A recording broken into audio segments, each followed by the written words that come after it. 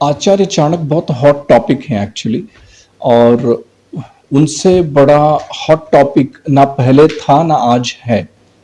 तो हम प्रायः अपने दोस्तों के साथ, रिश्तेदारों के साथ कभी कोई चर्चा होती है तो हम बहुत सारे मुद्दों पर चर्चा करते हैं। राजनीति पे, अर्थशास्त्र पर, या किसी साइंस एंड टेक्नोलॉजी के किसी मुद्दे पर, किसी फिल्म पर, किसी सीरियल पर हम बहुत सारी चर्चा करते हैं। इसी प्रकार मैं बहुत समय पहले की बात है, ये जो मैं बात आपके साथ शेयर कर रहा हूँ, वो मैं एक्चुअली चेन्नई जा रहा था। जब मैं अहमदाबाद से चेन्नई जा रहा था तो मुझे एक बहुत ही विद्वान प्रोफेसर मिले, जो चेन्नई यूनिवर्सिटी में प्रोफेसर थे। ये लगभग 10-12 साल पहले की बात है। मुझे पता भी नहीं है कि आज वो होंगे नहीं होंगे, या कहाँ गए कहाँ नहीं गए, वो मुझे नहीं पता। तो अब तो बहुत समय बीत गया है। तो उन्होंने उनसे जब मेरी हमारी बात हुई, तो बात करते करते चाणक्य पर बात हुई, क्योंकि मुद्दा था भारत की संस्कृति, हिंदुइज्म और अपने रीति रिवाज और बाकी सब चीज़ें, अपना इतिहास। तो उन्होंने क्योंकि बहुत वृद्ध व्यक्ति थे, बहुत पढ़े लिखे व्यक्ति थे, और एक्चुअली इसको बोलते हैं कि वो हिस्टोरियन ही थे। आप इस तरीके से बोल सकते हैं, क्योंकि वो, अब एक्चुअली मुझे नहीं पता था कि वो एक हिस्टोरियन है, इतिहासकार है। वो हिस्ट्री पढ़ाते थे। तो उन्होंने बताया कि उनके जो ऑब्जर्वेशन पॉइंट्स उन्होंने मुझे बताए थे, कि मैंने जितना आचार्य चाणक्य को पढ़ा, या आचार्य चाणक्य के बारे में उन्होंने जितना पढ़ा, उन्होंने मुझे 7-8 ऑब्जर्वेशन उन्होंने मुझे दिए थे। तो कुछ ऑब्जर्वेशन मुझे याद थे, तो मैंने सोचा वो मैं आप लोगों के साथ शेयर कर लूं, जो ऑब्जर्वेशन मुझे बहुत सही लगे। अब वो कितने सही हैं, कितने गलत हैं, ये आप डिसाइड करना। पहला ऑब्जर्वेशन उन्होंने किया था, और ऑब्जर्वेशन देने के बाद उन्होंने कुछ तर्क भी दिए थे ऑब्जर्वेशन के साथ। तो पहला ऑब्जर्वेशन उन्होंने दिया था कि आचार्य चाणक्य जो थे वो एक ओपन माइंडेड पर्सन थे, वो नैरो माइंडेड नहीं थे। तो मैंने प्रोफेसर साहब से पूछा कि प्रोफेसर साहब, ये ओपन माइंडेड और नैरो माइंडेड आप कैसे डिसाइड करेंगे कि कोई आदमी ओपन माइंडेड है, या खुले विचार वाला है, और कोई बंद विचार वाला है? तो उन्होंने कहा कि अगर कोई आदमी ओपन माइंडेड है तो वो क्या करेगा कि वो अपनी संस्कृति के बारे में पढ़ेगा, अपने धर्म के बारे में पढ़ेगा, अपने समाज के बारे में पढ़ेगा, लेकिन उसके साथ साथ दूसरी संस्कृति के बारे में भी वो पढ़ेगा, दूसरे समाज के बारे में भी पढ़ेगा। और फिर अपनी समाज में जो कुरीतियां हैं, जिसकी वजह से लोग गरीब हैं, वो भी देखेगा, और दूसरे समाज में, दूसरे धर्म में क्या कुरीतियां हैं, और उनकी वजह से कितने लोग गरीब हैं, इन सब चीजों का वो एनालिसिस करेगा। तो इसको बोलते हैं ओपन माइंडेडनेस, यानी कि खुले विचार वाला। अब जो बंद विचार वाला, वो क्या बोलेगा, नहीं जो भी है बस हमारा ही है भाई, ये बस, बाकी दूसरे कोई भगवान भगवान नहीं है। जो हिंदू धर्म के भगवान है वही भगवान है, मुसलमान धर्म के भगवान है वही भगवान है, ईसाई धर्म के जो भगवान है वही भगवान है, या बुद्ध धर्म के जो भगवान है वही भगवान है, बाकी कोई भगवान भगवान नहीं है। और हमारी संस्कृति सबसे बड़ी संस्कृति है, और बाकी सबकी संस्कृति जो है वो डब्बा संस्कृति है। तो जो इस प्रकार का अगर कोई व्यक्ति बोलता है, या इस प्रकार के कोई व्यक्ति अगर विचार रखता है, तो समझिए वो बंद विचार वाला व्यक्ति है, वो नैरो माइंडेड आदमी है। उसके साथ बात करना भी बेकार है, उसके साथ रिलेशनशिप रखना भी बेकार है, क्योंकि वो हर जगह वो अपनी अपनी अपनी अपनी चलाएगा। वो आपकी ना तो सुनेगा, ना आपको समझेगा। आचार्य चाणक्य, उन्होंने कहा कि तीसरी और चौथी शताब्दी में ये एक मिरेकल जैसा, एक चमत्कार जैसा था कि इतने पुराने समय और इतने पुराने कालखंड में कोई एक ऐसा मॉडर्न व्यक्ति भी हो सकता है जो इतने खुले विचारों का था। क्योंकि आचार्य चाणक्य, उन्होंने कहा कि आचार्य चाणक्य ऐसा नहीं कि सिर्फ वेद और शास्त्र और उपनिषदों में निष्णांत थे। उन्होंने वेद, शास्त्र, उपनिषद सब पढ़े थे, उनमें बहुत मास्टरी थी उनकी, वो मास्टर थे। उसके साथ साथ उन्होंने बुद्धिज्म का बहुत गहरा अध्ययन किया था, वो धम्मपद के बहुत बड़े ज्ञानी थे। जैन धर्म का भी उनको बहुत अध्ययन था, बहुत ज्ञानी थे जैन धर्म के भी। फिर ज़ोरास्ट्रियन, ग्रीक्स, पर्शियन, या फिर यूरोपियन, या फिर ईसाई, जिसको बोलते हैं ईसाई संस्कृति, उसका भी उनको बहुत गहरा ज्ञान था। इसीलिए इस तर्क पर उन्होंने कहा कि आचार्य चाणक्य जो थे वो बहुत ओपन माइंडेड पर्सन थे। फिर दूसरा उन्होंने ऑब्जर्वेशन दिया कि Acharya Chanakya actually out of the box सोचते थे, यानी कि जो परंपरा से जो काम चला आ रहा है, जो रीति रिवाजों से जो काम चला आ रहा है, वो विद्रोही, रेवोल्यूशनरी किस्म के व्यक्ति थे। वो थोड़ा अलग हट के सोचते थे। वो ऐसा सोचते थे कि नहीं, जो हमारी जो परंपरा है, जो हमारे रीति रिवाज हैं, हमें अगर उसको तोड़ना पड़े तो हमें उसको तोड़ना चाहिए। उसको बोलते हैं आउट ऑफ द बॉक्स। उसकी वजह से उन्होंने क्या किया, तो मैंने उनसे पूछा कि प्रोफेसर साहब कैसे, उसका तर्क क्या है? उन्होंने आउट ऑफ द बॉक्स काम किया है, उसका प्रमाण क्या है? तो उन्होंने बताया कि देखो बेटा, ऐसा है कि आचार्य चाणक्य ने उस समय तीसरी और चौथी शताब्दी में इस प्रकार कोई किसी का सोचना तो बहुत दूर है, कोई सपने में भी ये नहीं सोच सकता था कि किसी एससी एसटी ओबीसी कैटेगरी के किसी गरीब आदमी को जो भेड़ बकरियां चराता हो, जिसका बाप मर गया हो, क्योंकि चंद्रगुप्त के पिता मर गए थे या उसकी मां आ गई थी, इस तरीके से कुछ था। और वो चंद्रगुप्त जो है वो अपनी माता के साथ अपने मामा के घर पे रहते थे तक्षशिला में। अब ये बात थोड़ी विवादित है कि उसके पिताजी मर गए थे या जिंदा थे, ये ठीक से उसका अभी तक वो एक्चुअली रियल प्रूफ नहीं है। कुछ विद्वान बोलते थे कि उनकी मां छोड़ के आ गई थी, कुछ विद्वान बोलते थे कि नहीं, उनके पिता मर चुके थे। लेकिन चाहे जो भी हो, लेकिन वो उस समय तीसरी और चौथी शताब्दी की बात बता रहा हूं मैं, उस समय ऐसा कोई सोचना तो बहुत दूर की बात है, ऐसा सपने में भी कोई कल्पना नहीं कर सकता था कि किसी भेड़ बकरी चराने वाले किसी व्यक्ति को अखंड भारत का सम्राट बनाया जा सकता है, जो आचार्य चाणक्य ने बहुत अच्छी तरीके से बहुत प्लानिंग करके काम किया। दूसरी बात, तीसरी बात, उन्होंने समाज में एक एक बहुत बड़ा वर्ग था ब्राह्मणों का और राजपूतों का, जो एक इंफॉर्मेशन या एक नॉलेज शेयर करते थे, और वो शेयर करते थे, रोज लोगों का साइकोलॉजिकली ब्रेन वॉश करते थे कि भाई भाग्य से ही सब कुछ होता है, पुरुषार्थ करने से, प्लानिंग करने से, ट्रेनिंग करने से, एजुकेशन करने से कुछ नहीं होता। अगर तुम्हारे भाग्य में लिखा है तो हो जाएगा। अगर तुम सोच रहे हो कि तुम प्लानिंग करके, एजुकेशन लेके, नॉलेज लेके, ट्रेनिंग लेके अगर वो काम कर लोगे, क्योंकि तुम्हारे भाग्य में नहीं लिखा है तो तुम वो काम नहीं कर पाओगे।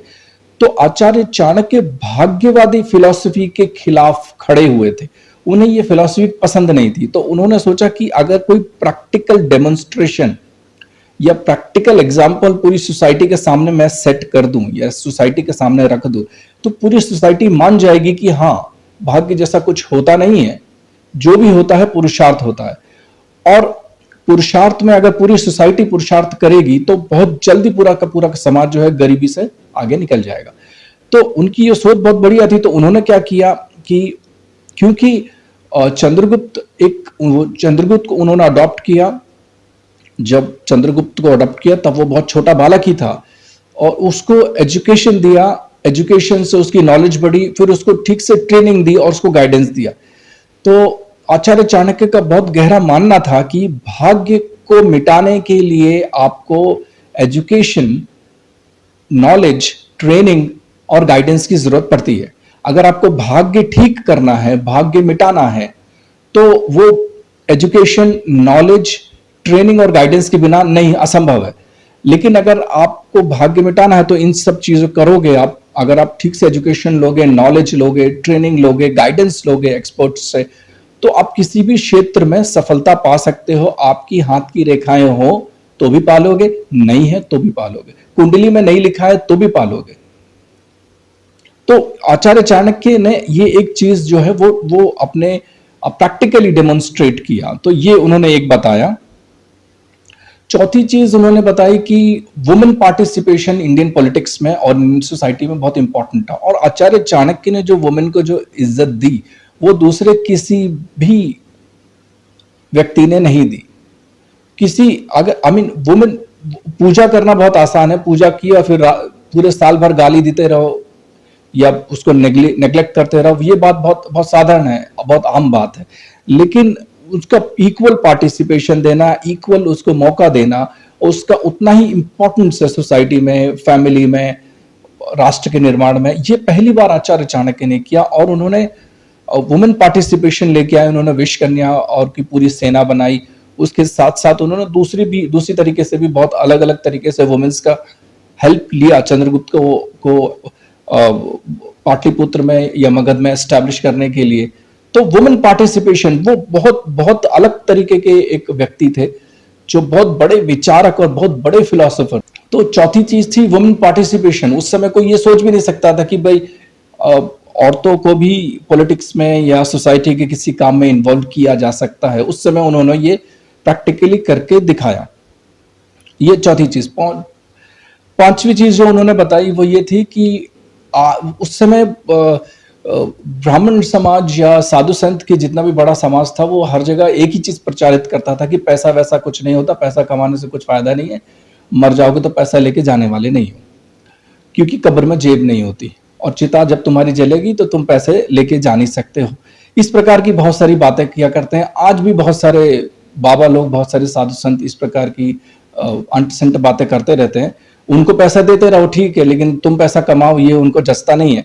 तो पहली बार आचार्य चाणक्य ने ये चीज तीसरी और चौथी शताब्दी में एक माइंडसेट तोड़ा था, एक साइकोलॉजी तोड़ी थी कि, और अर्थशास्त्र जैसा एक ग्रंथ लिखा था। अर्थशास्त्र जैसे बहुत सारे हिंदू धर्म में बहुत सारे शास्त्र हैं ही, वेद हैं, वेद में अथर्ववेद भी है जो अर्थ की बात करता है, लेकिन अर्थशास्त्र वो आचार्य चाणक्य ने पहली बार रचना की।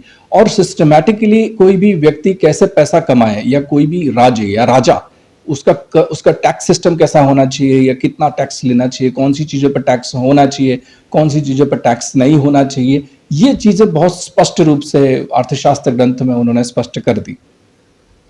तो पैसा बहुत इंपॉर्टेंट है एक ह्यूमन सोसाइटी के लिए, क्योंकि ये आचार्य चाणक्य मानते थे और उन्होंने ये प्रूव किया था। तो वो इस साइकोलॉजी से भी लड़ रहे थे और उन्होंने प्रैक्टिकली और बहुत ही सक्सेसफुली इसको इंप्लीमेंट किया, जिसकी वजह से बहुत सारे ब्राह्मण कम्युनिटी और राजपूत कम्युनिटी के लोग उनसे बहुत नाराज भी हैं और बहुत खफा भी हैं। तो ये उन्होंने डेमोन्स्ट्रेट किया एक्चुअली।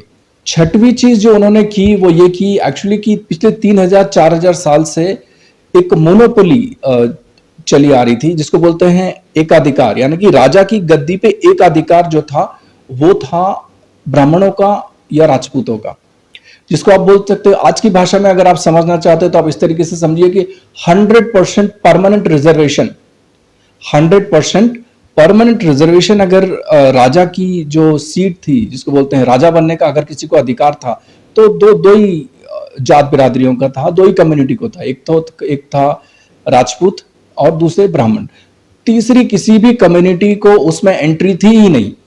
तो ये आचार्य चाणक्य ने साइकोलॉजी तोड़ी और प्रैक्टिकली करके दिखाया कि एक राजपूत और ब्राह्मण के सिवा भी कोई SC ST OBC कैटेगरी से कोई भेड़ बकरी चराने वाला, कोई गरीब आदमी, कोई गरीब मां का बेटा भी भारत का सम्राट बन सकता है। पहले तो यही धारणा थी कि नहीं, राजपूत का बेटा ही राजा बनेगा या ब्राह्मण का बेटा ही राजा बनेगा, और लगभग ऐसा ही था। लेकिन ये उन्होंने धारणा तोड़ी, इसीलिए वो बोलते थे कि आचार्य चाणक्य एक कूटनीतिज्ञ नहीं थे, वो एक थिंकर थे, एक फिलोसोफर थे। वो तो जिन लोगों को उनको बदनाम करना था उन लोगों ने उनको उस तरीके से बदनाम किया कि वो कुछ कुटिल व्यक्ति थे, कुछ कपट करने वाले, कुछ षड्यंत्र करने वाले व्यक्ति थे। वो एक्चुअली थिंकर थे, वो बहुत सोचते थे, वो विचारक थे, वो एक फिलोसोफर थे। और सातवीं चीज जो उन्होंने मुझे एक्चुअली बताई, जो मैं एज इट इज बता देता हूं आपको, उन्होंने बताई कि भारत में बहुत चालाकी से ग्रंथ लिखे गए, जितने भी शास्त्र उपनिषद वेद लिखे गए, ये बहुत ही शातिरता से चालाकी से लिखे गए। इनके डबल मीनिंग ट्रिपल मीनिंग है, एक ही शब्द के बहुत सारे अर्थ निकलते हैं इसमें से। तो अपनी सुविधा के अनुसार ब्राह्मण जो है वो अपनी सुविधा के अनुसार उसका मतलब बदल लेते हैं, क्योंकि उसका अर्थ वो लिखे ही इस तरीके से गए हैं कि उनका दो मतलब भी हो सकता है, तीन भी हो सकता है, मतलब एक से ज्यादा मीनिंग होगा एक ही वाक्य का। तो जैसे गीता में एक श्लोक है, कर्मण्येवाधिकारस्ते मा फलेषु कदाचन, मतलब आपको कर्म करने का ही अधिकार है, उसके फल का नहीं। तो उन्होंने कहा कि ऐसा है कि पूरी सोसाइटी में ब्राह्मणों ने इस श्लोक को और इस श्लोक को जानबूझ के प्रचारित किया था, और अभी भी इसलिए प्रचारित कर रहे हैं कि आप बस कर्म करो, कर्म करते जाओ, आप कर्म करते जाओ, फल छोड़ दो, फल भगवान देगा, फल ऊपर वाला देगा, बराबर। और ऊपर वाले का कनेक्शन किससे है? ऊपर वाले का कनेक्शन ब्राह्मण से। अब तो मतलब आप समझ गए फिर आगे क्या, मतलब उनको जितना चढ़ावा चढ़ाओगे उतना ज्यादा फल फिर भगवान तुम्हें देगा, और अगर तुम उनको ज्यादा दान पानी नहीं देते हो तो फिर तुम्हें कर्म का कोई फल नहीं मिलने वाला। ये डायरेक्ट कनेक्शन उन्होंने इस तरीके से मुझे बताया था, मैंने आपको बता दिया। आप इससे अग्री करें चाहे नहीं अग्री करें वो आपके ऊपर है। उन्होंने जिस तरीके से मुझे बताया मैंने इस तरीके से आपको एग्जैक्ट बता दिया। फिर दूसरा उन्होंने ये भी बोला था कि बहुत समय की बात है एक्चुअली, उस समय क्या होता था कि तीसरी चौथी शताब्दी में जब चाणक्य थे तो जो आम जनता है, जो साधारण जनता है, उनको राजा के खेतों में, राजा के जितने भी महल हैं, उसमें मजदूरी करने के लिए रखा जाता था। तो उनसे काम दिन रात कराया जाता था, चौबीसों घंटे उनसे काम कराया जाता था, मारपीट के काम कराया जाता था। और फिर उनको देने के लिए उनको मजूरी के नाम पे वही दिया जाता था जो बहुत कम दिया जाता था, मतलब 2 कौड़ी दे दी, 2 आने दे दिए, या एक टाइम का खाना ही दे दिया, यही बहुत बड़ी बात थी। और वो 2 पैसे वो देते थे, या एक टाइम 2 टाइम का खाना भी देते थे, रूखी सूखी रोटी। तो वो भी ऐसा देते थे जैसे हमने बहुत बड़ा एहसान कर दिया है। तो इसको उनको एक रिलीजन में, एक रिलीजियस जिसको बोलते हैं ना, एक धार्मिक गोलबंदी करनी थी। तो धार्मिक गोलबंदी उन्होंने इस तरीके से की, गरीबों को इस तरीके से बताया, जितने भी SC ST OBC समाज के जो लोग हैं उनको इस तरीके से बताया कि कर्मण्येवाधिकारस्ते मा फलेषु कदाचन, तुम बस काम करते जाओ, राजा की महल में तुम बस नौकरी करते जाओ, तुम राजा के खेत में बस मजदूरी करते जाओ, उनके बस जो भी काम है उनका करते जाओ, उनकी सेना में मजदूरी करते जाओ। उसका कितना पेमेंट है, उसकी कितनी मजदूरी है, वो देना है कि नहीं देना है, ये राजा के ऊपर है, तुम्हारे ऊपर नहीं है। तुम अपने हिसाब से डिसाइड मत करो कि मैं खेत में काम करूंगा तो 500 रुपए लूंगा या 200 रुपए लूंगा। ये एक्चुअली ये माइंडसेट का, वो उसकी माइंडसेट को एक्चुअली लीगलाइज करने के लिए, क्योंकि कुछ भी उस समय कुछ भी काम करना होता था, कुछ भी बड़े पैमाने पर काम करना होता था, तो उसको धर्म से एक सपोर्ट चाहिए होता था, लीगलाइज करने के लिए कुछ लोग चाहिए पड़ते थे।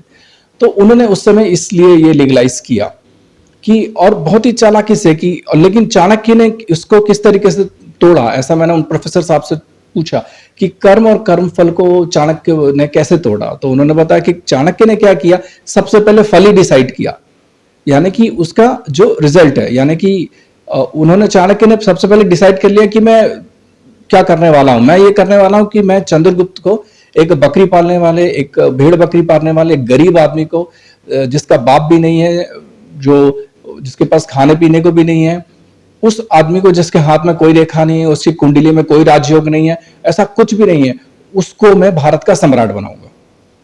तो उन्होंने उसको एजुकेशन दिया, उन्होंने उसको नॉलेज दिया, उन्होंने उसको ट्रेनिंग दिया, उन्होंने उसको गाइडेंस दिया। तो 15 साल 20 साल उनको लगे उसको ट्रेन करने में, एजुकेशन देने में। और उसके बाद निकल कर जो आया वो था चंद्रगुप्त मौर्य, अखिल भारत का सम्राट, साम्राज्य। और बहुत बड़े राजा बने चंद्रगुप्त। पूरे मगध सबसे शक्तिशाली राज्य था, पाटलिपुत्र उसकी राजधानी थी। तो ये प्रोफेसर साहब ने बताया कि इस तरीके से चाणक्य ने बहुत सारी कुरीतियां भारत की बहुत समय पहले तोड़ दी थी। फिर मैंने उनसे पूछा कि प्रोफेसर साहब ऐसा क्या हुआ कि चाणक्य को, जिस तरीके से चाणक्य थे, उनका चाणक्य नीति हो चाहे अर्थशास्त्र हो, उसको इतना इंपॉर्टेंस या इतना इतना वेटेज क्यों नहीं मिलता भारत में, समाज में। तो उन्होंने ये बोला कि ऐसा है कि अगर चाणक्य के बारे में लोग ज्यादा चर्चा करेंगे, चाणक्य के बारे में लोग ज्यादा जानेंगे, तो लोग सवाल उठाना शुरू करेंगे कि क्या चाणक्य को कोई भी राजपूत या कोई ब्राह्मण या उसका कोई बेटा नहीं मिला जो राजगद्दी के लिए उपयोगी था या राजगद्दी पे बैठ सकता था। फिर इन सवालों में अगर वो चर्चा शुरू होगी तो फिर ये पूरा का पूरा समाज जो है वो फंस जाएगा। फिर उनकी सारी बुराइयां और उनकी जितने भी नेगेटिव पॉइंट्स थे कि वो दारू पीते रहते थे, वो वैश्यवृत्ति में थे, वो षड्यंत्र कर, अपनी प्रजा के खिलाफ षड्यंत्र करते रहते थे, अपनी प्रजा को मार पीट के डिक्टेटर बन के उनको परेशान करते रहते, और ये सब चीजें सामने आएंगी। इसीलिए वो क्या करते हैं कि इन सारे टॉपिक्स को अवॉइड कर देते हैं कि अब जाने दो, आचार्य चाणक्य पर ज्यादा डिस्कशन करने जैसा है नहीं। तो ये कुछ चीजें थी जो मुझे आपके साथ शेयर करनी थी। अब कितनी सही है कितनी गलत है मुझे नहीं पता, ये तो वो जाने और ये आप जानो। आपके ऊपर छोड़ देता हूं कि आप खुद आप सोचिए, आप विचार कीजिए और विचार करके देखिए कि प्रोफेसर साहब ने जो मुझे कहा था वो कितना सच है और कितना झूठ है। धन्यवाद।